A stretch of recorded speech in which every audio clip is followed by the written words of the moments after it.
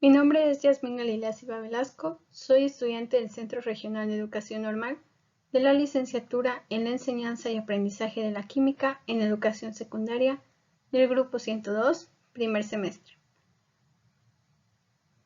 De acuerdo con la información que se nos sugiere en la unidad de aprendizaje 3, a continuación presento la información organizada en un mapa mental para así poder comprender de una manera eficaz, fomentando la creatividad y permitiendo el análisis de un tema correspondiente a esta ciencia que estudia la materia, la energía y sus cambios, ciencia conocida como química. Muchas veces nos preguntamos cómo es que se habrá descubierto X material que está compuesto de los elementos que describen los científicos, elementos vistos en la tabla periódica. Por ejemplo, ¿cómo se habrá descubierto el grafito del lápiz? ¿Cómo se habrán descubierto alimentos como la sal o el azúcar? E incluso, ¿cómo se habrá descubierto aquello que hay dentro de nuestro organismo, como el ADN? Bueno, eso es en lo que consiste esta ciencia llamada nanotecnología. La nanotecnología estudia, diseña, crea, sintetiza, manipula y aplica materiales y aparatos con sistemas funcionales a través del control de la materia. Como su nombre lo indica, nano viene de pequeño. Entonces, esta ciencia manipula la materia a una escala muy pequeña. ¿Cuál es esa escala? Conocemos escalas como el kilómetro, el metro, el decímetro, el centímetro, los milímetros, micras y finalmente los nanómetros. Los nanómetros son la escala de la nanotecnología. Es decir, esta ciencia va a estudiar propiedades en tamaños de entre 1 y 100 millonésimas de milímetro. Por ejemplo, la hélice del ADN, que el ADN debemos recordar que es el principal constituyente de nuestro material genético. El crecimiento por segundo de las uñas humanas, que ese se mediría en nanosegundos. Los átomos, que son los nanómetros, se miden en nanómetros. También la longitud de un virus, las nanopartículas, las proteínas, entre otros. La nanotecnología tiene que cumplir con algunos objetivos, como cualquier otra ciencia. Por ejemplo, el cuidar que al hacer los experimentos, cada átomo sea el adecuado para lo que se quiere generar al final. También se deben cumplir las leyes de la física y la química que han sido propuestas y mejoradas con el paso de los años. Porque si no, lo que se está diseñando no tendría un éxito funcional. Y no olvidemos el tratar de que no sea tan costoso, que haya un equilibrio entre el tiempo, el presupuesto y, ¿por qué no?, el cuidado del medio ambiente. Para esta ciencia hay muchas inversiones y estrategias vinculadas, pues se considera como una de las ciencias revolucionarias en el mundo y donde la humanidad dará grandes saltos hacia nuevas formas de vida y mucho más. Al final de todo, la nanotecnología demuestra fenómenos y propiedades totalmente nuevas. Por ejemplo, si viste la película de Spider-Man No Way Home, el Dr. Octopus le comenta a Spider-Man que el diseño de su traje es con nueva tecnología, pues utilizó nanopartículas, creando que sus tentáculos pudieran ser manejados por el propio Spider-Man, por medio de un dispositivo. Lo que falta por preguntarnos en este tema es quién denominó así esta ciencia, cómo surgió, porque como en todas las ciencias, y más en química, siempre habrá historia detrás de un descubrimiento, por más mínimo que lo puedas llegar a considerar. La nanotecnología o nanociencia ha sido utilizada de manera inconsciente desde antes de que la definición fuera concretada.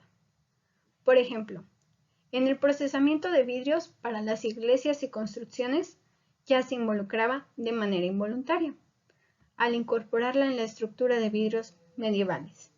Tiempo después, aproximadamente en el año de 1905, el gran científico que la mayoría conocemos en esta ciencia, Einstein, calculó el tamaño de una molécula de azúcar equivalente a 1 nanómetro. Otro ejemplo, y quien se lleva el título en esta ciencia de nanotecnología, es el físico Richard Feynman, Premio Nobel de Física, que en 1959 dio a conocer las posibilidades de esta ciencia en su discurso There's Plenty of Room at the Bottom, lo cual en español significa hay mucho espacio en el fondo. Sin embargo, fue hasta 1986 cuando sus ideas fueron concretadas.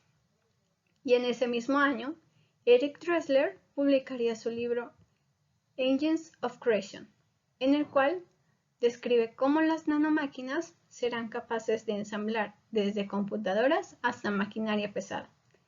Es decir, la nanotecnología se introducía en la industria. Y no solo la industria. Más adelante veremos que la nanotecnología se implicó en áreas como la salud también. Uno de los ejemplos que podemos encontrar en la parte de la molécula nanotecnológica son los polímeros. Te preguntarás, ¿qué son los polímeros? Los polímeros son el conjunto de muchas partes en donde esas partes se conocen como monómeros y se unen entre sí mediante enlaces covalentes. Hay distintos tipos de polímeros. Pueden ser naturales, pueden ser semisintéticos o pueden ser sintéticos.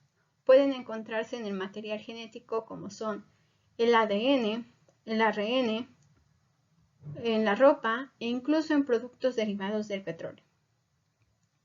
Hablemos de un polímero en especial.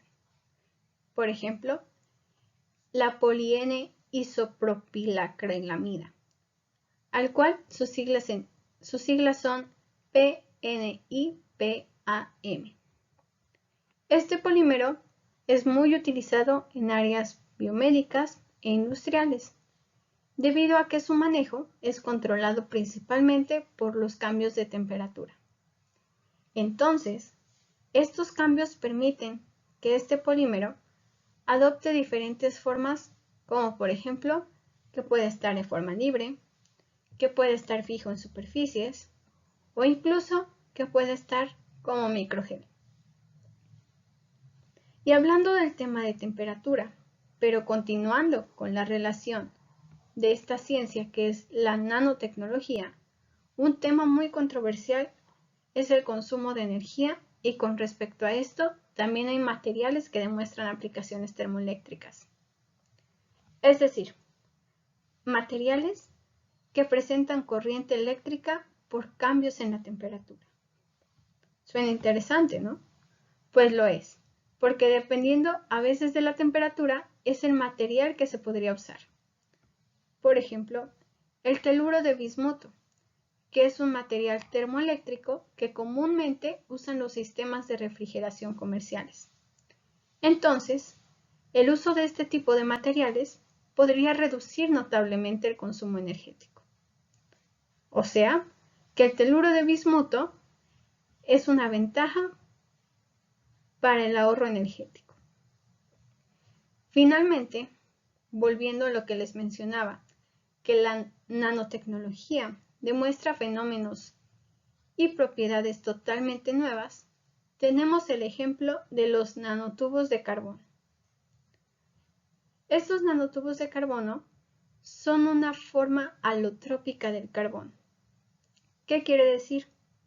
Que el carbono se presenta en distintas formas físicas, como por ejemplo el diamante y el grafito. Entonces, los nanotubos de carbono están hechos igual a estas dos formas, pero, de manera interesante, tienen propiedades distintas. Como algunas de sus propiedades es que son muy resistentes y también se ha descrito que se utilizan para administrar calor terapéutico, ya que otras de sus propiedades es que pueden calentar al estimularse eléctricamente. Entonces, A pesar de que sea un alótropo del grafito, como el de los lápices y del diamante, el acomodo de los átomos dado por esta ciencia que es la nanotecnología le confiere propiedades y usos distintos.